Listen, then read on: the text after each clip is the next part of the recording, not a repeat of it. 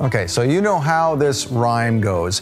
In 1492, Columbus sailed the ocean blue, right? Okay, everybody knows that. Did you know he was a Messianic believer in Ješue? Okay, maybe you've heard that. Maybe you think it's all hearsay. Maybe you think it's just a rumor. We're here to break that with Dr. Majls Džons. Dr. Majls, welcome back to Shabbat Night Live. Thank you, and I'm so glad to be here. Now, we're up to number 9, major... Number 9 in our 16 major accomplishments. Columbus was a Messianic, very, very definitely. Okay, and he opened up the New World. He opened up a new era, all right? Now, you folks at home, if you're just tuning in, you can go to writingofgod.com and hit free download, and you can download this same presentation. It's not all video. It's just a PDF summary of it. So you'll know what the 16 major accomplishments of the Messianic movement were throughout history. It survived. Mm-hmm. It thrived. It was under incredible oppression during that time, but it bounced back. It just kept bouncing back. Now, you have a book on that, so let's not forget about that. You have a brand new book, so please tell us where you can get that, because I want folks to get this, because it's okay, so those of you who have read Sons of Zion versus Sons of Greece, it only went up to Constantine. There's way too much documentation, so I had to break it into 2 volumes I never bought, but there was such an immense volume of documentation. So Volume 2, which is called Messianic Church Arising, Volume 2 of Sons of Zion versus Sons of Greece, takes the time from Constantine up to the present. And we're talking about this blew me away. I mean, these major accomplishments of the Messianic movement, and they're major. And that's what we're talking about today. They're major. Your they're book really major. This, what we're talking about, and is based on your book. they've never been given credit for it. They tried to erase the Messianic Church as if it didn't exist. In fact, the official story is that it was, after it was declared heretic in the 4th century, and really, imagine that, folks, the actual church of the Messiah, Jesus Christ, if you prefer, Yeshua HaMashiach, the actual church of the Messiah was declared heretic by the new Greco-Roman Church. The faith of the church, apostles. by the new churches that were come out of that. That was an apostasy. It became an apostate church, and they've never repented for this. They've made some efforts. Wow. You know, Pope Francis did go up to northern Italy and literally apologized to the Waldensians for the inhumane way they were treated and asked, in the name of our Lord Jesus Christ, please forgive us. And that's great. That's okay. That's a wonderful. That's good. Yeah, it is. And John Paul, who was a very good pope, he had this really heavy on his heart, all of this oppression throughout the centuries. And he really wanted to make a complete apology, but he's really pressured by members of the church. You know, how can you be infallible? How can the pope be infallible if we're going to, acknowledge all these errors? So he acknowledged them in a very general way. Which doesn't cut it. I'm sorry. It's good. It is good. It was very meaningful coming from Pope John Paul. But there is no corporate exception to sin. There really isn't. Right. You have to repent of the apostasy. And you've heard of generational sin, generation to generation. You profited from that. All these churches profited from that. They destroyed and they stole all the property of the Messianic church, right? And destroyed them, destroyed their scripture, and they're still in denial over it. So your father was a thief, and you're not a thief. But if you try and deny or cover up the sins of the fathers, you carry some of that responsibility. And if you've profited from it, and you're not willing to repent of it and do what you can, to be different and to make a difference and to show penance for that, repentance, and try and make that up, then you carry that. You carry that sin, as do the churches. Unless a denomination actually broke off from the Roman Church because of that, and I don't think any of them actually have, because of that apostasy, it said, we're breaking from the church because the original apostasy was wrong. And you need to ask yourself, folks, is it that hard to say, the Roman Church should not have declared the original church of Yeshua, Jesus Christ. They should not have declared it heretic. They should not have hunted down and tortured and burned alive, and killed the fellow believers, congregants, and burned their scriptures. If you have trouble saying that, you should say that. Repent of any part you may have in it. But if you have trouble with it, you should do some soul searching. Because we have to do that. As a movement, Christianity has to do that, and we need to be willing to embrace those churches, all right? But go ahead. I was going to say, well, one thing we need to repent of is our opinion, I think, just generally, of Columbus. Yeah. Because we think Columbus was this guy that came in, killed all the Native Americans, and he should just be forgotten forever. In fact, there's movements to forget his Columbus Day in America and switch it to something that is more in memory of those who died. But it's not the story we assume, is it? No, it isn't. Columbus was a true convert. He believed in the Messiah. His mother was full-blooded Jewish. His sons recited a Kaddish prayer at his death, you know. He spoke Hebrew. All right, come on, that's a dead giveaway, right? Who speaks Hebrew if they're not Jewish, right? So he was Hebrew. He hung around with conversos. Conversos financed his trip. Mesijanac financed his trip to the New World. It wasn't Isabella's crown jewels that she hawked. That is not the case. You know, in fact, that was the final deciding thing. That the treasurer, their treasurer of Spain, was a converso, Luis Santangel. He was one of Columbus's major backers, you know. So he and another man, I think Carlos Sanchez, they were the major converso financiers of his voyage. So his voyage to the New World was financed by Messianics. He was a Messianic. He had to keep that very close to the vest because they were burning them in the public square. If anybody found out, they loved to pull down the people that had risen to a high level, either become rich or influential. They loved to drag those people down and condemn them and burn them. So Columbus himself ordered all of his family archives to be burned. And he literally created the story that he was from Genoa, where his wife came from. His wife's family came from Genoa, but nobody knows him there. He has no known descendants there. He didn't speak Italian. He never went to Italy, right? In all of his travels to the courts, he never went to Italy.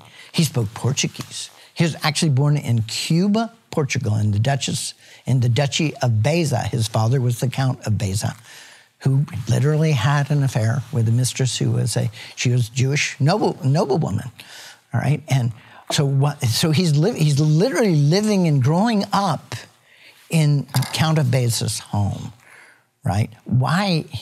And obviously accepted by his wife. So why people understand how that could happen? Well, let me tell you, if you did not have a male heir, all of your lands and properties went back to the crown. All right? So even if your male heir was illegitimate, it's not the first time. Illegitimate children were counted. They were from the royal blood. This could save your bacon. And a lot of sons died young in any case. You know, now it didn't happen that he inherited, but that's why he was tolerated and raised within that family. But he went to the school of navigators, Henry the Navigator, as did his father, Count Baeza. That's why he had all these incredible navigating and seafaring skills, and he needed every bit of it to do what he did. It was an incredibly dangerous voyage, and he was just a master of the winds and the currents and the tides. The things he did were astounding. And, but anyway, was definitely a converso. And guess what? When he set foot on the new shore, he claimed it in the sacred name of God, which he knew. So guess what? He dedicated the discovery of the new land to Jehovah. Wow. When he stepped foot on the shore, right? And Columbus was not like the other conquistadors, right? Right, because atrocities did happen. He was a very moral man. Well, most of them were diseases that they brought to him that wiped out the Indians, right? But the Spanish conquistadors, what was their experience? They were raised in this apostate church, okay, which was killing and torturing fellow believers. So heretics and infidels, their lives were forfeit, so you could do anything to them. You could kill infidels, take their money, take their wife, whatever, and they did. So I promised to tell you about Columbus' teenage army. Oh, yes. But see, on his third voyage, he got stranded there in Jamaica, which was interesting. And his crew mutinied against him, but he had about 50 teenage conversos of his converso backers. You know, they were getting their children out to the New World so they wouldn't be grabbed by the Inquisition, because they're just going crazy. They're burning tens of thousands of conversos, you know, every year. I mean, it was horrible. It was just horrible. And so he's over there in Jamaica. His crew, his old Spanish seamen, they have rebelled against him. But he has this group of teenagers, and they're conversos. And his brother, Bartholomew, who's with him, also his son was with him on this trip. And he wrote this out. That's how we know about this account. He convinced him, let me arm these converso teenagers, right? And we will go and we will take care of these. And so he did. And Bartholomew, they attacked them, and the Spanish seamen were just laughing at these teenagers. But then when they killed the first 6 seamen that tried to stop them, they suddenly took them seriously. And very, very quickly, Bartholomew had the leader of the rebellion at Start Point. And so he was taken back in chains to Spain. You know, so his teenage converso army is the first military engagement. That is very interesting. In the New World. But one thing he did is he wrote a letter to Queen Isabella, because he thought he'd been totally abandoned, you know, by Queen Isabella. They had actually put him in jail when he came back. They discovered that he was actually an agent for the King of Portugal, right? Which makes sense. That's where he was raised, you know. And in the treaty that settled the land dispute, he knew to tell them to move the demarcation land 200 leagues to the west, which is more than 200 miles. So they, you know, Portugal invaded the whole of Brazil and in the interior of the New World. They came out the winner in this. How did they know how to do that?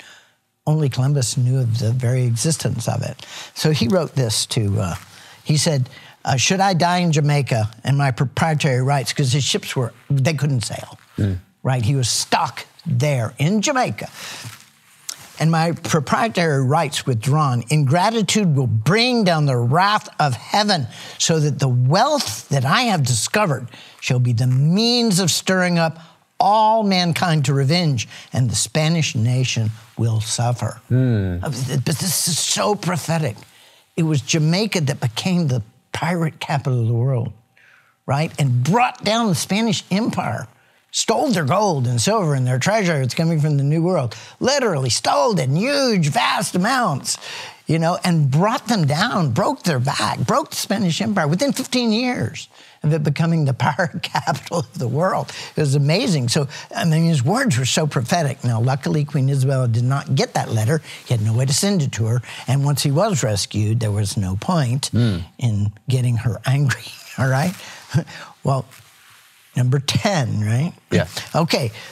Because of the Inquisition, 1492, a momentous year, the Jews were expelled from Spain. They had just conquered the last stronghold of the Muslims at Granada, and then they immediately turned and expelled the Jews. All right? The Messianics were fleeing because of the Inquisition. They knew it was they had no illusions about what was going on here. They were out to destroy the Messianic church, to destroy literally the Messianics themselves, to burn a hole so deep into the collective consciousness of the Messianics that they would never raise their head again in opposition to Rome. All right? So that shows you how seriously they consider an existential threat that this new church had risen up that was not Roman, definitely not Roman. So these guys, they found safe haven everywhere that they could, because they've been kicked out of England, they've been kicked out of France, they've been kicked out of England. There were pogroms going on in Eastern Europe and in Germany. I'm not going there. Huge, huge Jewish and Messianic presence in Russia, for example. Italy, Pope Sixtus actually issued a papal bull condemning the Inquisition. He had granted them, the same Pope had granted the right for King Ferdinand and Queen Isabella to run the Inquisition in their country. So they had control over it, and they were doing all kind of excesses. I mean, it's obvious. And he commented on these, that people that are totally innocent, are being ground up in this monstrosity. I mean, now they did force him to retract that bull, right? But he issued it. So what he did as kind of a compensation is he allowed the conversos safe haven in Italy. All right, so a massive number of Messianics went to Italy, all right, but also to North Africa and to Anatolia, which is now Turkey, and to the New World. They flocked to the New World. So they went everywhere, and they brought that influence with them. For example, remember, one of the things you need to realize is that Columbus had opened up the New World. Europe didn't even know. They didn't even know about India. They knew about India because silks came from there, but over this long caravan route, very expensive, took 3 years, right? They had only maybe dimly heard of China. Marco Polo eventually went there and got word out about it, but by land, right? And they were searching for this route, and that's what Columbus sold them on. Well, we could get there by going west to the New World. We can get there by going wrong direction. By going west to the New World. He didn't know about the New World, right? And we'll get to the Orient. And of course they did eventually. But then within 8 years, Vasco da Gama found his way to India around the tip of Africa. Okay, so they found their way to India and to China. And so all of a sudden you've got a worldwide trade that they never had before. Literally, worldwide trade, boom, appeared on the scene in Europe. These silks and these porcelains from China. It was incredible. China, because of a dramatic, in the years following, right, they found massive amounts of gold and silver, especially in Potosi and later in Mexico. Potosi is Bolivia, Peru, right there on the border area. It was in Peru at the time. But they found massive amounts of, they found a mountain of silver. So they were loading up on silver. Well, what they would do is this. They would take slaves from Africa because you needed them to work in the mines or work in the fields, especially because West African slaves had a genetic immunity to malaria. And that was a great killer at the time. It was imported from Europe, by the way, but it would kill the colonists. I mean, so they would take these slaves over there, had to be West African slaves, right? And they would sell them, make a ton of money, double, quadruple their investment. Okay? And then they'd load up on silver, cheap at the source, and they'd go to China through the worldwide trade route, right? And now they could continue on to the west of China, right? Now, China had so idiotically mismanaged their coinage that they were literally, at this point, left without currency. Have you ever seen a country do that? Maybe inflate their currency so badly that it's worth nothing? That's what allowed... Never in my life have I ever seen such a thing. That's what allowed the Nazis to come to power. It's this sort of abuse of the system. Governments always do this. It's not the first time, right? But so you had this going on in China, total mismanagement of the currency. So they, in effect, had no currency. They did use silver, but it was very rare, all right? Now you've got these huge galleons coming from the New World, chock full of silver money, which obviously they could sell at a premium. Okay, and then they stock up on the silks from India and porcelain from China, and China just had a world of valuable trade goods. I mean, they really were, if they'd had a better navy, they would have been the conquerors of the world, but they had an incredible amount of good trade goods. So they load up on that, make it back to Europe, and they just made out like bandits on every leg of their journey. They doubled, quadrupled their money.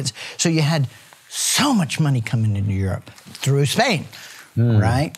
And Lisbon, through, Toledo and Lisbon. Yep. All the money was coming in. It was just, Spain was, Europe was so rich with this money. They were floating in money. And this made a huge, huge difference. And you're talking about new ideas, new animals, new products, new opportunities, new books coming from the East, new knowledge. It was just an incredible transformation of the world. Well, we'll circle back around in a second here to talk about how that's reversing in some aspects. Including a worldwide trade and banking network set up by Mesijanac. Wow, okay. There's more to the story, so come back, and thank you for bringing Majls here. I'm learning a lot, and I thank you because you brought him here. Your donations make all of this possible. There's folks behind the scene, there's equipment, there's rental of our facilities here, everything. And it all costs money. Let's just be honest. It all costs money. We need donations to make this thing go. And you are seeing this because someone else donated to make it happen. Maybe you did. That's why I'm thanking you. Would you also donate so others could see this, continue to see this type of thing, so we can continue to bring Majls back and other folks to tell you about amazing things that are happening so that you can be abreast of what's going on. So thank you in advance for your gift, and we'll give you a couple minutes to consider that. Thank you.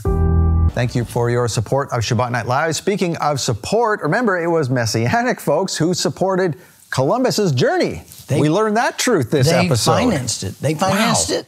There were many Mesijanacs on the ship. Yep.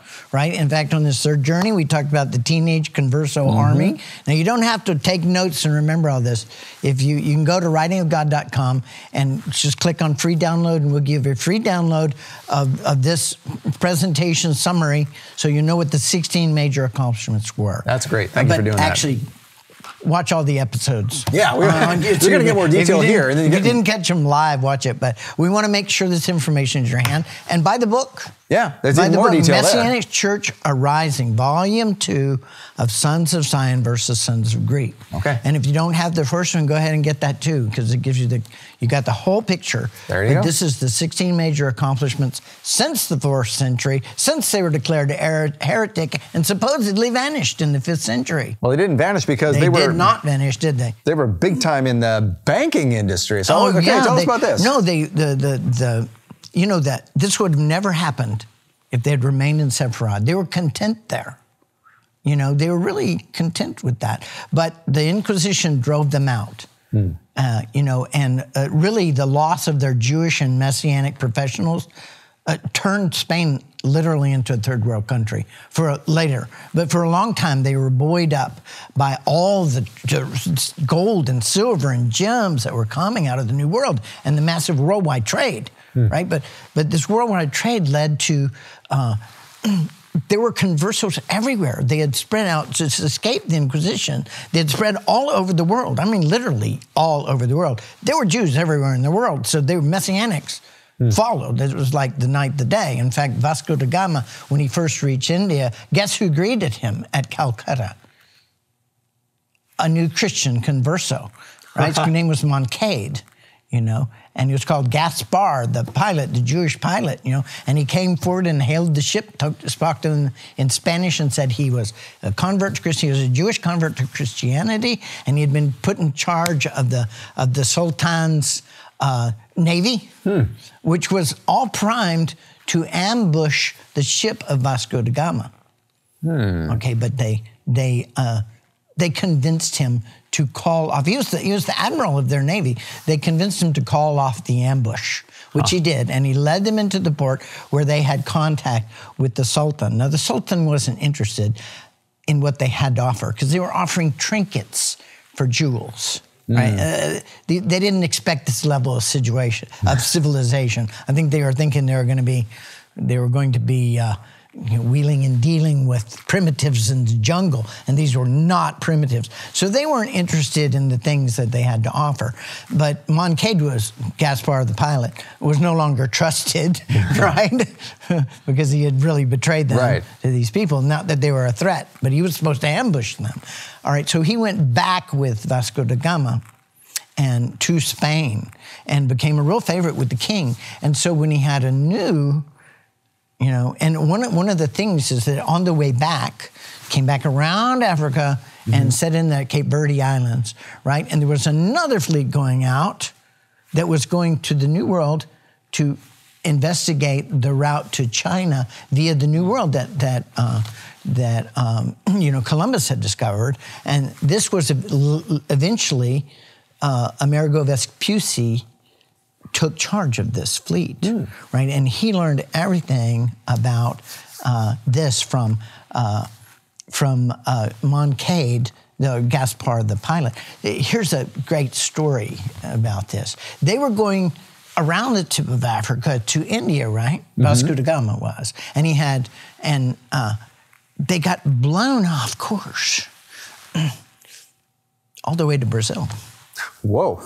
Which they claimed for Spain. And then he went back across the Atlantic. Then he went to India. While we're here, let's clear this place. So here's Gaspar. Gaspar, who has this knowledge of both the Eastern route to India and China and the New World route along the coast of Brazil. So he passes all this information on to Amerigo Vespucci, who then goes over there and they chart the coast of Brazil, which had already been claimed by Spain, by these people that were driven by storms over there. So this one converso opened up both the Eastern and the Western trade routes. Wow. Right? So it was a monumental thing. This is just one converso. But there were explorers and discoverers, because it was the Jews who had invented the astrolabe, right? You know, well, they inherited it from the Arabs, and they knew how to work this thing, right? And because it's rather tricky, you know, to use these things. So they always had, quite often, a converso pilot or a Jewish pilot on these. And this was indeed the case with Gaspar and Master Joao, who was another converso who went with Amerigo Vespucci. And they discovered the New World. These were Messianics, not the captain, but his navigator and guide. They were both conversos, all right? So that's a great story, isn't it? So these guys were discoverers in the New World. Well, see, there were Jews everywhere, and there were conversos everywhere in all of these Jewish enclaves all over the world. There were Jews, and they were Messianics. And so they didn't trust the Gentiles, the Christians, at all. Would you blame them? But they did trust each other. So they set up this system of credit. Really, you could put your money in a bank in another part of the world and draw a draft on it when you got to the New World or when you got back to the Old World. It's dangerous to carry money, especially when there's so many pirates. But they could deposit it and draw a draft on it in another part of the world. I mean, it's amazing. It all depended on trust. That's where the credit system came. If you lost your trust with these guys, you were sunk. You know, but they were all of the same religion. You know, they're all Messianics. And Jews, too. There were Jews, too, in on this. All right? So they created this whole worldwide system of credit. You could get loans in the New World for a new enterprise from banks in Europe or Asia, right? They had the money to write a check, right? And you got the money, you got the draft, all right? So this, talk about enabling these people to start new enterprises, new opportunities. You know, and the first of them was they discovered what is now called Brazil wood, but it was used to make a red dye that was widely used in coloring fabrics and stuff. Very, very valuable. And this was all found along the coastal forests of Brazil. And so King Manuel of Portugal had a converso merchant named Noronha. And he and other conversos established the first capitalist venture in the New World, which was they put mining camps all along the northern coast of Brazil and cut down these Brazilwood trees and send them back to Europe to be used as a dye and fabric. They were making a ton of money, like 50,000 ducats, silver ducats a year on this. First capitalist venture was done by conversos, you know. Of course, Spain later took that trade from them. That's what they did. They used the Messianics to create this worldwide trade. Then they'd want to come in, put them in, burn them at the stake, and take the trade away from them. Well, they soon figured this out, right?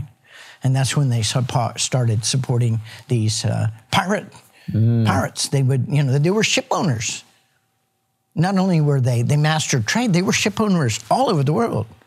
Many of the ships were owned by Jews and conversos. So they were this mafia, as it were. I wouldn't describe hired guns. I wouldn't describe them that way, but the Christians looked at them in a very negative light, that they were stealing all the trade from them. But they were just doing what they had to survive. We're probably going to have to do that ourselves. Yeah. Because establish a messianic, a parallel economy. Because I can tell you one thing. The way things are going, the money is going to be worthless. You don't pump trillions of dollars worth of paper into the economy and not have prices going up when you already see that happening. Nations have done it forever. It has destroyed more nations than you can imagine. And, apparently politicians on both sides of the aisle have discovered that they have this unlimited credit card that the taxpayer is going to pay for. Daddy's going to pay for it, right? But a very short-term memory where they don't see this happening in times past. So they want to spend trillions of dollars, $3.5 trillion, incredible. You know what that'll do to inflation? That's what brings inflation up. Is the money is worth nothing, so prices rise. There's this parallel, you spoke of it just a second ago, this parallel economy that a lot of believers are talking about. And, if you're watching Shabbat Night Live now, you see this, you hear about this, and maybe you're talking about it in your Messianic circles, at your Midrash. And everyone you try and mention it to, your Christian friends or maybe your non-Christian friends or whatever, they all think you're nuts. They all think you're a conspiracy theorist, that this is all just in your head, and this isn't going to happen.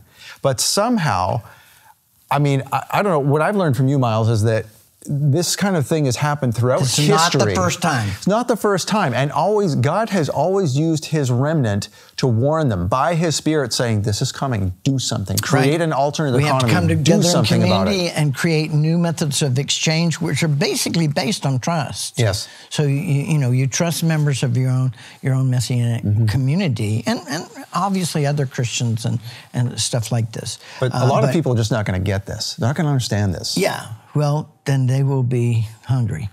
Yeah. Well, that's it is. And that's why we see that a lot of Messianic folks are those who invest in themselves as far as learning how to farm, learning how to butcher animals, learning how, even if you work in an office environment, you may want to go and learn how to butcher a cow.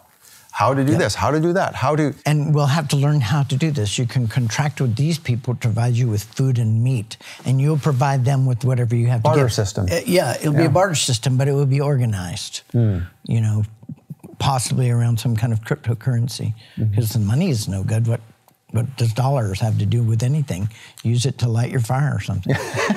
Yeah, really. Exactly. This is very interesting to me to see how folks in the past of our faith have had to make their own way, as it were, throughout history. And we're coming around to it again. And this is exactly what happened to the Messianics and the diaspora. Yeah. They were the ship owners. They set up a whole system of worldwide trade. They controlled it. They controlled worldwide trade. In fact, they did a lot of it on subterfuge.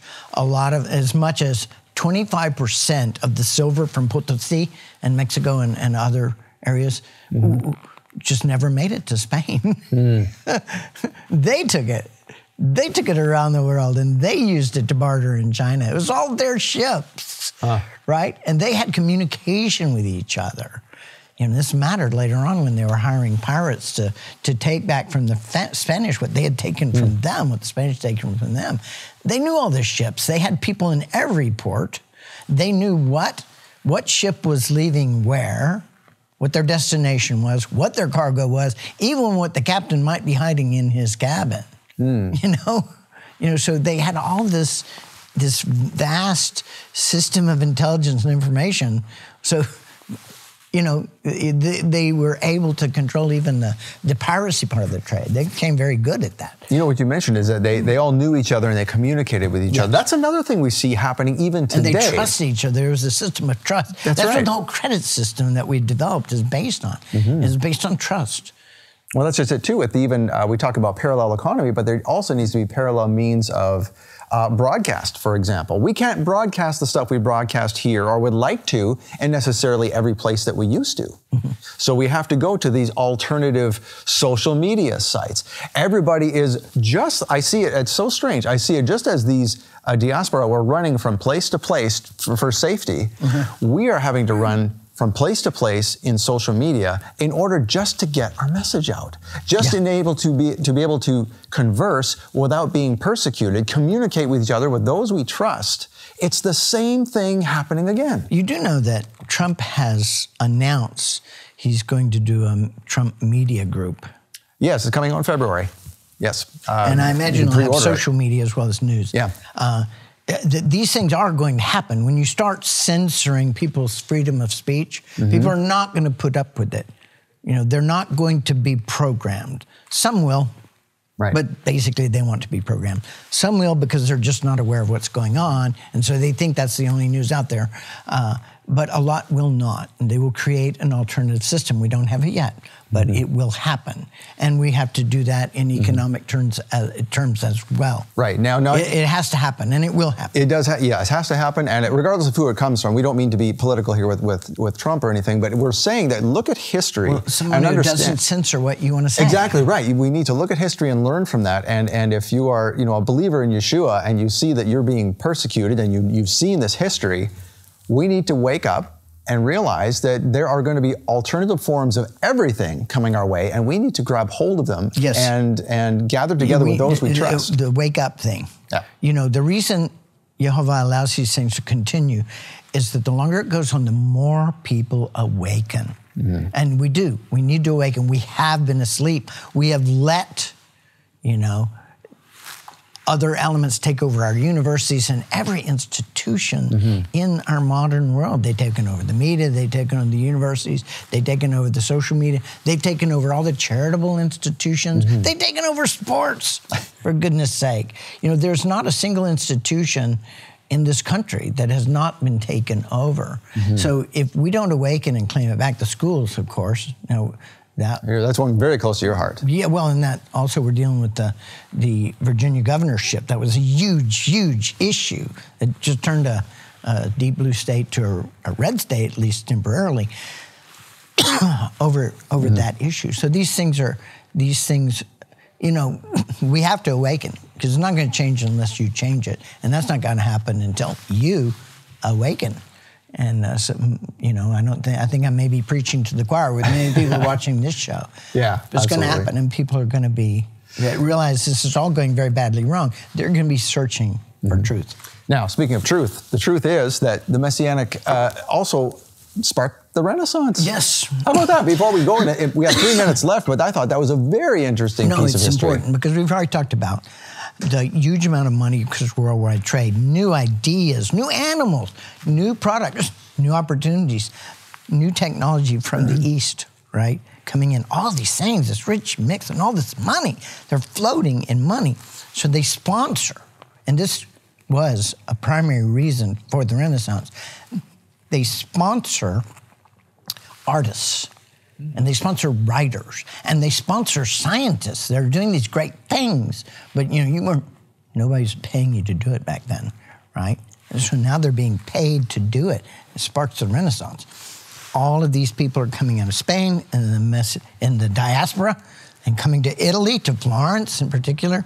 They're participating in this, not just as artists and writers and scientists, but also as financiers. The conversos have tons of money. The Messianics have tons of money, and the Jews, and they are sponsoring these new artists and scientists, and it's creating incredible. Something that's never before been seen in history. Just this incredible flowering in every area of learning and knowledge and art. And painting is just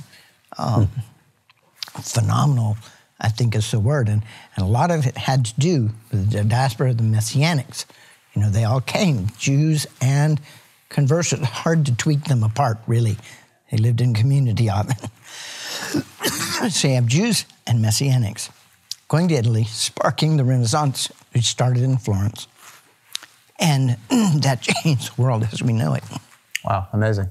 All right, well, we have much more to say, and we'll say it on the next episode. So thank you for joining us. There's lots more to this story. Thank you for joining us on Shabbat Night Live.